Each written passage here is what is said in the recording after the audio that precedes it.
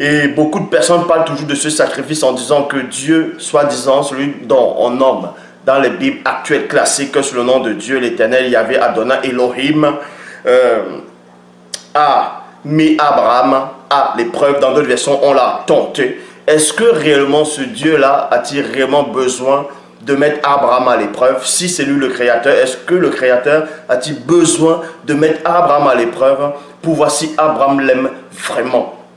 Vu que s'il crée toute chose, forcément, il doit aussi connaître le temps et l'espace, maîtriser le temps et l'espace, le continuum espace-temps, il doit connaître le futur, donc il n'avait pas besoin de mettre Abraham à l'épreuve pour voir si Abraham l'aimait vraiment. Mais ici, on va vous donner quelques versions des Bibles actuelles pour vous démontrer les hérésies des biblistes, les hérésies des gens qui sont venus écrire, recopier, traduire ces Bibles-là. Et ensuite, on va vous donner la vraie histoire d'Abraham par rapport à ce sacrifice d'Isaac de l'Afrique ancestrale. Donc ici, dans Genèse chapitre 22, au verset 1, il est dit, après ces événements, Dieu mit Abraham à l'épreuve et lui dit, Abraham, celui-ci répondit, me voici. Donc, on vous dit qu'après ces événements, il y a beaucoup de choses qui se sont passées par le passé. Et ensuite, maintenant, on dit, après ces événements, Dieu met Abraham à l'épreuve.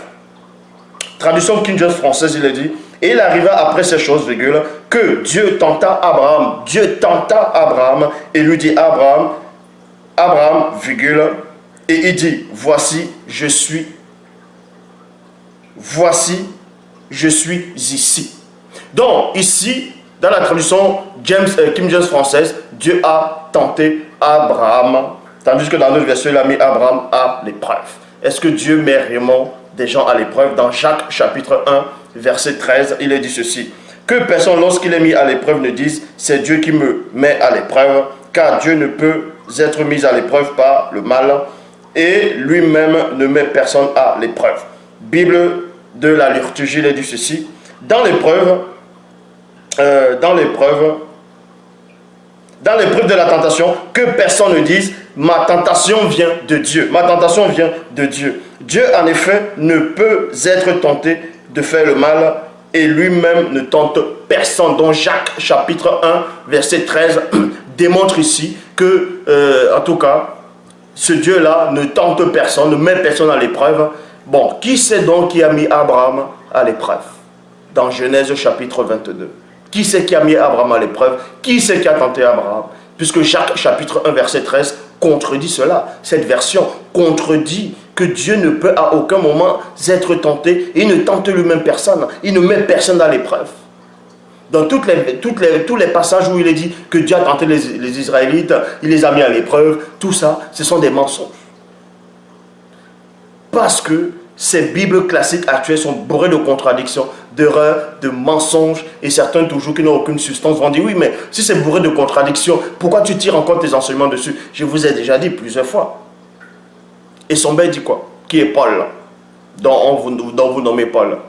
Ne méprisez pas les prophéties, examinez toutes choses et retenez ce qui est bon. Alors, ce dont je retiens ce qui est bon, c'est ce que j'annonce aussi. Mais là, on va vous donner la vraie version par rapport au sacrifice d'Isaac Yololo.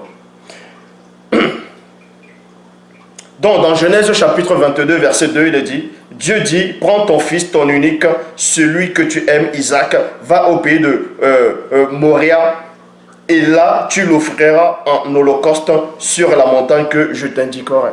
Donc, vous voyez ici, là, dans le verset 2 de Genèse 22, vous apprend,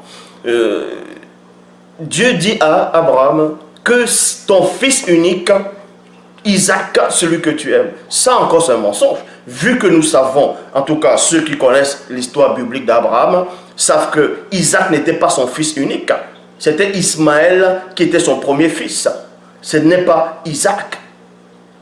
Donc, il ne peut pas être son unique. D'autres vont dire unique par rapport à la prophétie, et unique par rapport au bien. Tout ça c'est faux.